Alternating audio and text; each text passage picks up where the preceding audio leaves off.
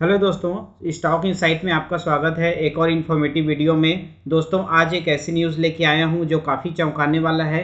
और जो जिस स्टॉक के बारे में हम लोग बात करेंगे वो स्टॉक मेटल सेक्टर से रिलेटेड है।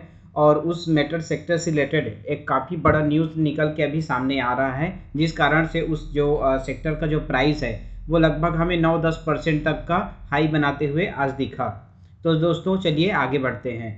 एंड आगे बढ़ने से पहले प्लीज़ स्टॉक इनसाइट चैनल को सब्सक्राइब जरूर कीजिएगा दोस्तों, ताकि ऐसे इन्फॉर्मेटिव वीडियो आपको लगातार मिलती रहे।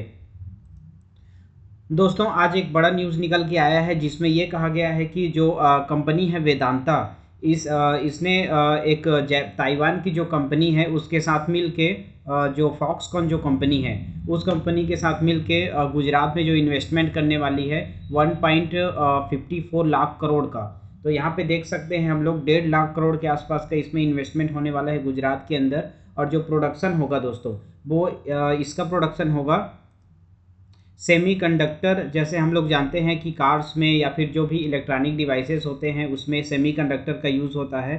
तो इसमें जो यूज़ होने वाला है वो जो प्रोडक्शन होने वाला है गुजरात के अंदर वो होगा सेमीकंडक्टर मैन्युफैक्चरिंग फैसिलिटी होगा वहाँ पे। एंड जो कंपनी इसको स्टार्ट कर रही है वो है वेदांता एंड फॉक्सकॉन, जो कि ताइवान की कंपनी है। और ये दोनों मिल के गुजरात के अंदर 1.5 लाख करोड़ का इन्वेस्टमेंट करने वाले हैं। और उनके तरफ से ये कहा गया है कि 2 सालों में ये स्टार्ट भी हो जाएगा।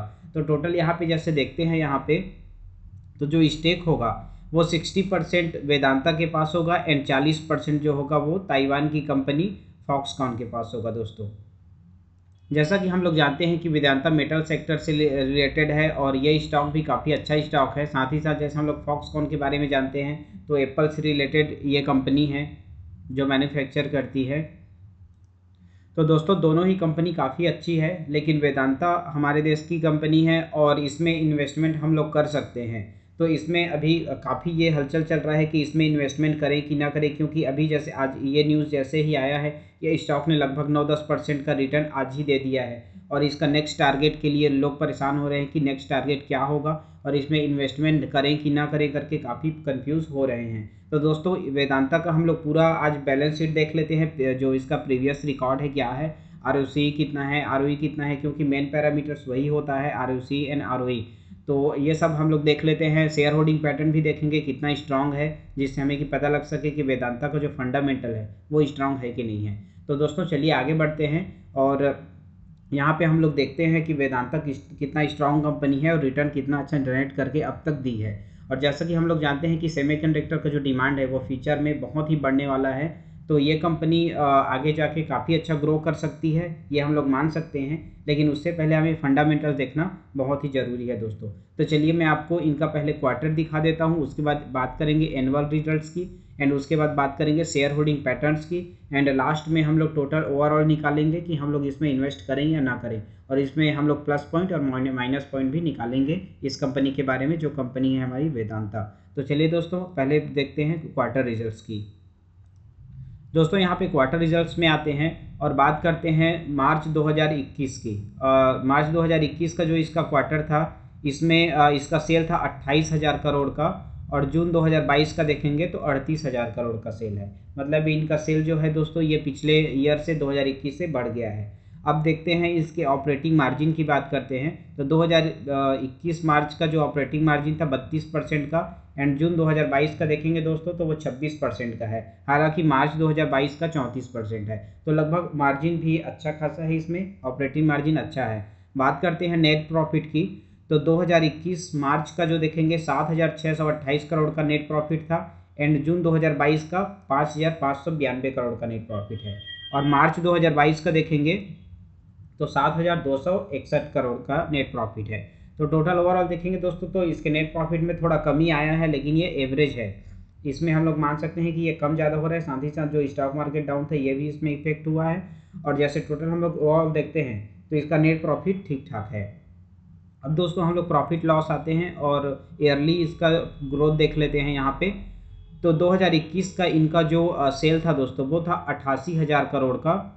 और मार्च 2022 का देखेंगे तो यहाँ पे देखते हैं 1,32,732 करोड़ का। तो इनका जो सेल है तो ईयर ऑन ईयर सेल इनका काफ़ी बढ़ गया है। बात करेंगे जैसे ऑपरेटिंग मार्जिन की, तो 2021 का जो ऑपरेटिंग मार्जिन था 31% था और 2022 का जो था मार्जिन है वो है 34% का। तो ऑपरेटिंग मार्जिन भी बढ़ गया है दोस्तों। बात करें जैसे पिछले की, तो 2016 में -29 था, 2017 में 30% था, 2019 में 25% था, अभी वो 34% हो गया है। मतलब कि ओवरऑल जो वेदांता का परफॉर्मेंस है ईयर ऑन ईयर वो ठीक ठाक हो रहा है। बात करें नेट प्रॉफिट की, तो दोस्तों 2020 में इसका नेट प्रॉफिट देखेंगे तो -4744 करोड़ का नेट प्रॉफिट था माइनस में।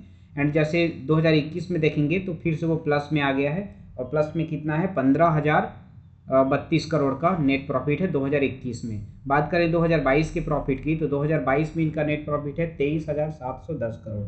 तो ओवरऑल देखेंगे दोस्तों तो वेदांता का परफॉर्मेंस काफ़ी स्ट्रांग है और ईयर ऑन ईयर ग्रोथ इनका अच्छा हो रहा है। अब देख लेते हैं बैलेंस शीट कंपनी की।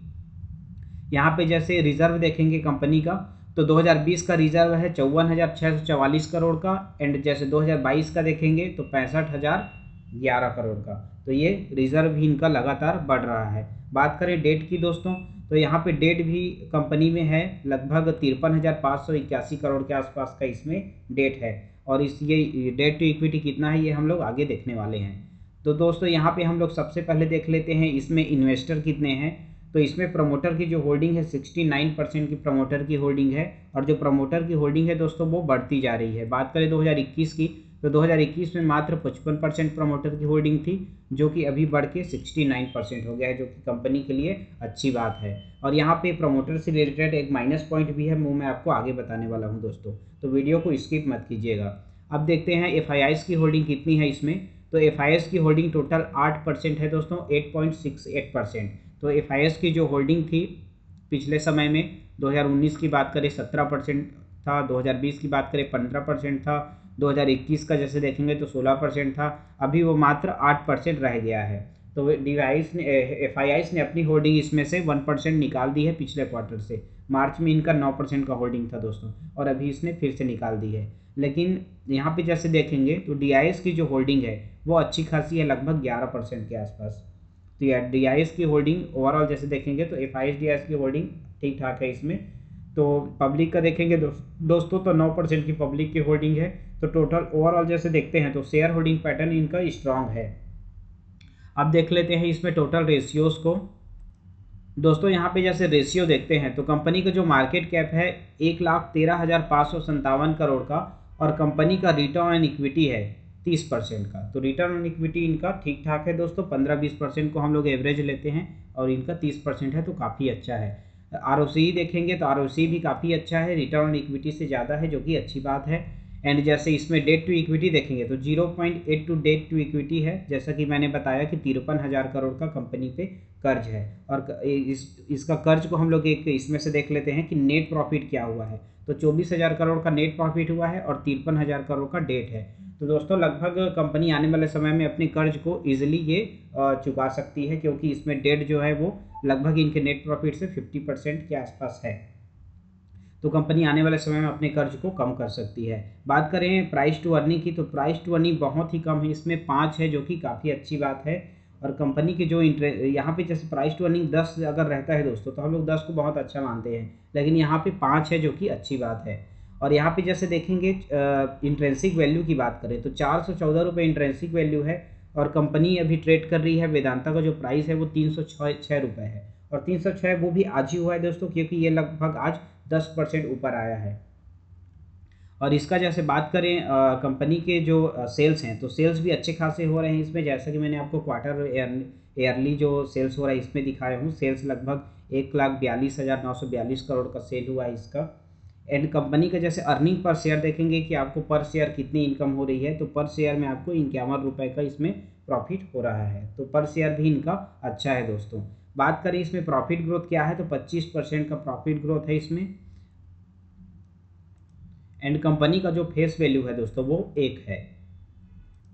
अब टोटल दोस्तों इसका ओवरऑल हम लोग समझ लेते हैं माइनस पॉइंट और प्लस पॉइंट। तो दोस्तों प्लस पॉइंट ये है इस कंपनी में वेदांता में कि ये अभी इन्वेस्ट करने जा रही है सेमीकंडक्टर फील्ड में, और सेमीकंडक्टर फील्ड जो है वो भविष्य में बहुत ही आगे बढ़ने वाला है, और इसने शुरुआत की है। तो जो फर्स्ट मूवर होते हैं उनको ज़रूर इसका प्रॉफिट मिलता है। अब बात करते हैं इसके प्रॉफिट, इसमें क्या इसके चांसेस हो सकते हैं। तो जो ताइवान कंपनी है दोस्तों, तो ताइवान जैसा कि हम लोग जानते हैं सेमीकंडक्टर बनाने में एक्सपर्ट है, तो वहाँ का इनसे अगर दोनों मिलके अगर वो निर्माण करते हैं सेमीकंडक्टर का, तो वो जो फ्यूचर होगा वो काफ़ी अच्छा हो सकता है।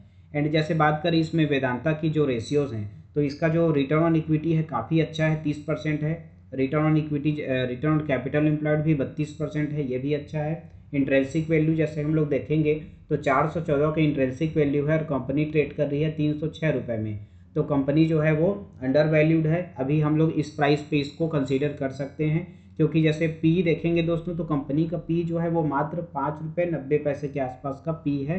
तो इसमें जो आपको 5 गुना के आसपास का 5.9 का है, जैसे आपको इन्वेस्ट करते हैं तो आपको 5 गुना इसमें इन्वेस्ट करना पड़ रहा है। क्योंकि दोस्तों जैसे देखते हैं हम लोग, कुछ कंपनीज होता है जिसमें हम लोग बहुत ही ज़्यादा हाई पी में भी खरीदते हैं उस कंपनी को, जबकि उस कंपनी का फंडामेंटल उतना स्ट्रांग नहीं होता है। और अगर मान लें कुछ स्ट्रांग फंडामेंटल्स की कंपनी भी होती है तो वो कंपनी काफ़ी महंगी होती है। लेकिन जैसे हम लोग वेदांता का देखें तो वेदांता का रिटर्न जो है काफ़ी अच्छा आ रहा है year on year, quarter on quarter.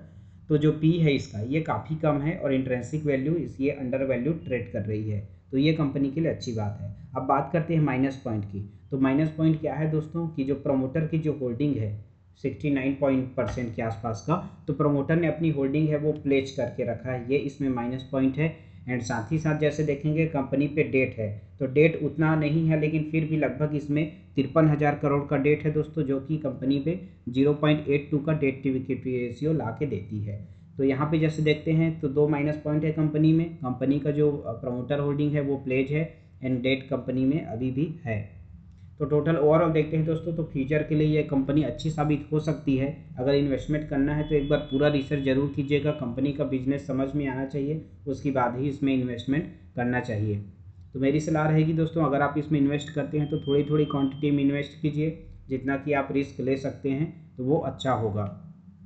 तो दोस्तों ये था वेदांता का पूरा डिटेल, जो कि मैं पूरा रिव्यू करके आपको दिखाया हूँ। और ये दोनों कंपनी मिलके आने वाले समय में क्या प्रॉफिट देते हैं इन्वेस्टरों को, ये देखना काफ़ी दिलचस्प होगा दोस्तों। तो दोस्तों वीडियो कैसा लगा कमेंट में ज़रूर बताइएगा। एंड साथ ही साथ स्टॉक इनसाइड चैनल को प्लीज़ सब्सक्राइब कर दीजिएगा, ताकि ऐसे ही इन्फॉर्मेटिव वीडियो आपको लगातार मिलती रहे। वीडियो को अंत तक देखने के लिए दोस्तों आपका बहुत बहुत धन्यवाद। थैंक यू दोस्तों।